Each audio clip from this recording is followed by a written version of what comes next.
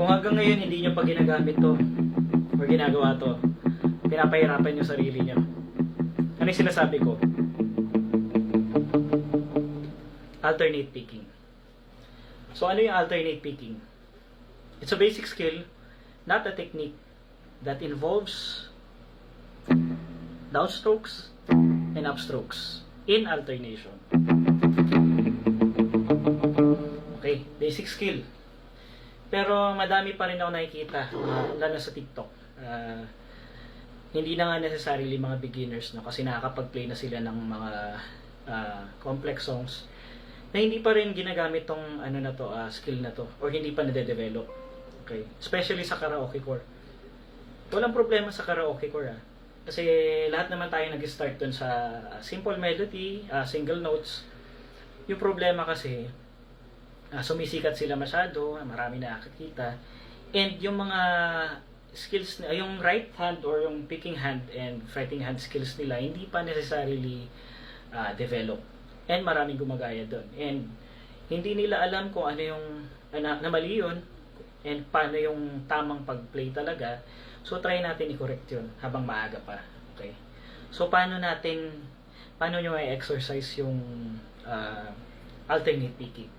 So ito, simple exercise. Okay, one string or one note, open string, as simple as that. Start slow, downstroke, upstroke, downstroke, upstroke. Okay, hindi importante yung speed at this point, just the motion. So lapit ko ng konti. So kung makikita nyo dito, yung pivot nung pag-pick ko hindi dito sa elbow, no, dito sa wrist. Okay, hindi gigil,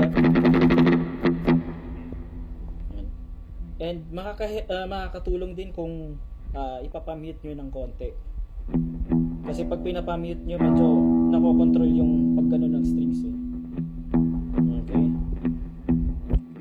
start muna kayo sa quarter note. Yan. 1, 2, 3, 4, 2, 3, 4, 1, 2, 3, 4, 5, 6, 7, 8, 1, 2, 3, 4, 5. Pwede nyo itong gawin kahit nagkakapi-kapi kayo or tsaka. Tapos pag medyo medyo na-master nyo na, pwede nyo bilisan, 16th note, parang Eye of the Tiger. Yan. Tapos pwede nyo ilipat yung string sa A. Wala munang wala munang fretting hand, focus lang dito sa picking hand.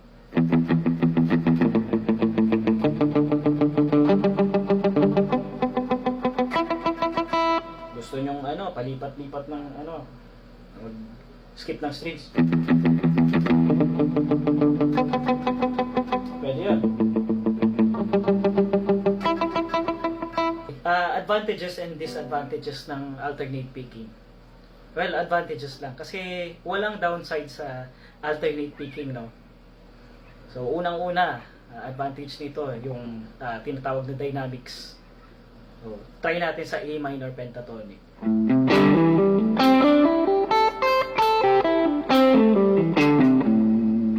Downstrokes.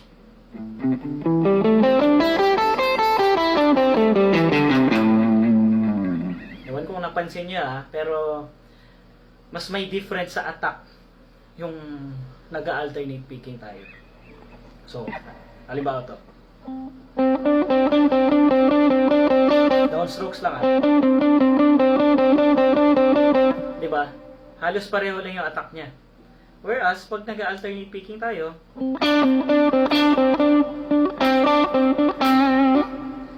ba't ganun? Kasi unconsciously, pag nagda-downstroke tayo, pag pababa yung pick natin, yun, unconsciously mas malakas yung pag-pick natin. Whereas pag upstroke, mas mahina. Yun. Not to say na hindi pwedeng hinaan yung upstroke and hindi pwedeng hindi pwedeng lakasan yung upstroke and hindi pwedeng hinaan yung downstroke. Pero kapag nagpe-play ka na, unconsciously talaga, nalalakasan natin yung downstrokes. Second one, accuracy.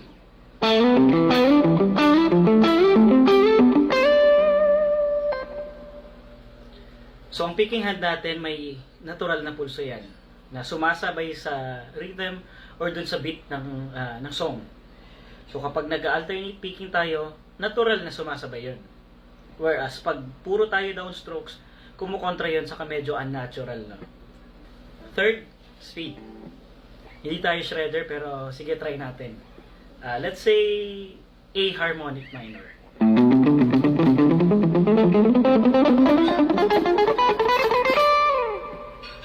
Sige, pwede na yan.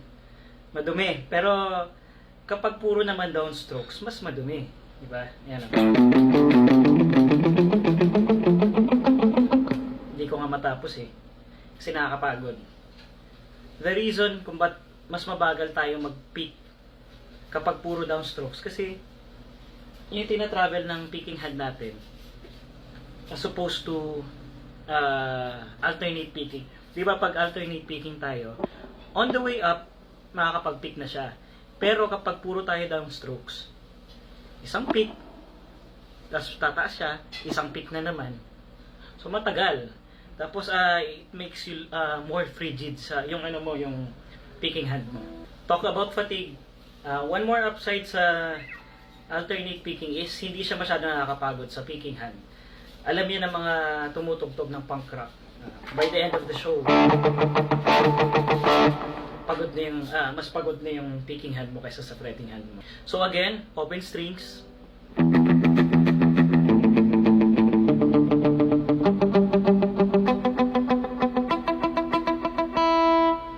Okay? Yan. Practice lang everyday.